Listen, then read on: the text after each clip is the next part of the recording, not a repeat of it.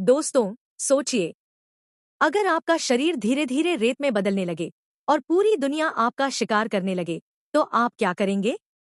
Spider Noah के episode 2 में flint मर्को के साथ कुछ ऐसा ही हो रहा है। दूसरी तरफ बेन रेली एक ऐसे रहस्य में फंस चुका है जो उसे सीधे शहर के सबसे खतरनाक गैंगस्टर सिल्वरमेन तक ले जाता है। और इस एपिसोड के अंत तक बेन एक ऐसा फैसला लेता है जो द स्पाइडर की वापसी का कारण बनता है। शुरुआत। एपिसोड की शुरुआत बेन रेली के डिटेक्टिव ऑफिस से होती है। बेन अपने पिछले केस के बारे में सोच रहा होता है।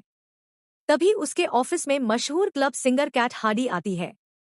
बेन की सेक्रेटरी जैनेट रूएज उसे अंदर भेजती है। कैट काफी परेशान दिखाई देती है। वह बेन को बताती है कि उसका बॉडीगार्ड फ्लिंट मर्को अचानक गायब हो गया है। लेकिन यह कोई सामान्य गुमशुदगी का मामला नहीं है। कैट खुलासा करती है कि फ्लिंट पिछले कई महीनों से एक अजीब बीमारी से जूझ रहा था। उसका शरीर कभी कभी रेत में बदलने लगता था। यह सुनकर बेन को मामला बेहद संदिग्ध लगता है। फिर भी वह जांच शुरू करने का फैसला करता है। बेन फ्लिंट के अपार्टमेंट में पहुंचता है। घर की हालत देखकर साफ पता चलता है कि यहाँ कुछ बुरा हुआ है। कमरे में संघर्ष के निशान हैं। टूटा हुआ सामान पड़ा है। जांच करते समय बेन को एक पुरानी तस्वीर मिलती है। इस तस्वीर में फ्लिंट मर्को और जिमी एडिसन एक साथ खड़े दिखाई देते हैं। यही बेन को एहसास होता है कि फ्लिंट और एडिसन के बीच कोई पुराना संबंध है और शायद एडिसन की मौत का रहस्य भी फ्लिंट से जुड़ा हुआ है। जैनेट की खोज। उधर जैनेट पुलिस रिकॉर्ड्स की जांच कर रही होती है। काफी मेहनत के बाद उसे फ्लिंट की पुरानी फाइल मिलती है। फाइल देखकर वह हैरान रह जाती है।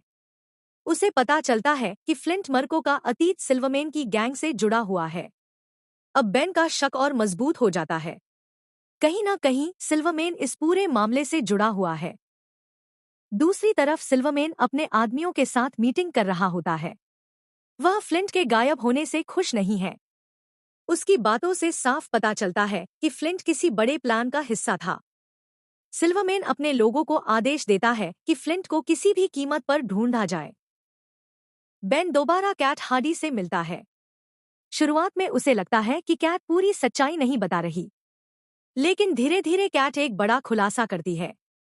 वह बताती है कि जिस थिएटर की वह मालिक कहलाती है, उसका असली मालिक सिल्वरमेन है। अब बेन को समझ आने लगता है कि कैट भी सिल्वरमेन के प्रभाव में जी रही है और शायद फ्लिंट इसी वजह से खतरे में पड़ा। जैसे जैसे बेन सच्चाई के करीब पहुंचता है, खतरा भी बढ़ने लगता है। सिल्वरमेन के गुंडे सीधे बेन के ऑफिस पहुंच जाते हैं। वह जैनेट को धमकाते हैं। उसे चेतावनी दी जाती है कि बेन को जांच बंद कर देनी चाहिए। जैनेट बुरी तरह डर जाती है। उसे महसूस होता है कि यह केस अब जानलेवा बन चुका है। बेन का सबसे बड़ा फैसला। जैनेट को खतरे में देखकर बेन अंदर से टूट जाता है।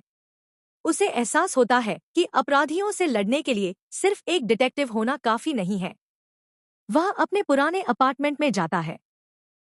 वहां एक छिपी हुई जगह में उसका पुराना स्पाइडर सूट रखा होता है।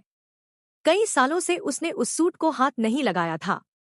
बेन धीरे धीरे उसे बाहर निकालता है। उस पल उसे अपने पुराने दिन याद आते हैं और आखिरकार वह फैसला करता है, द स्पाइडर वापस आएगा। फ्लिंट मर्को जिंदा है। उधर फ्लिंट मर्को अभी भी जिंदा है। वह एक सुनसान जगह पर छिपा हुआ है। उसका शरीर लगातार रेत में बदलता जा रहा है। वह अपनी शक्तियों पर नियंत्रण खोता जा रहा है। तभी लॉनी लिंकन उसके सामने आता है। वह फ्लिंट को मदद का प्रस्ताव देता है, लेकिन फ्लिंट नहीं जानता कि उस पर भरोसा करना चाहिए या नहीं।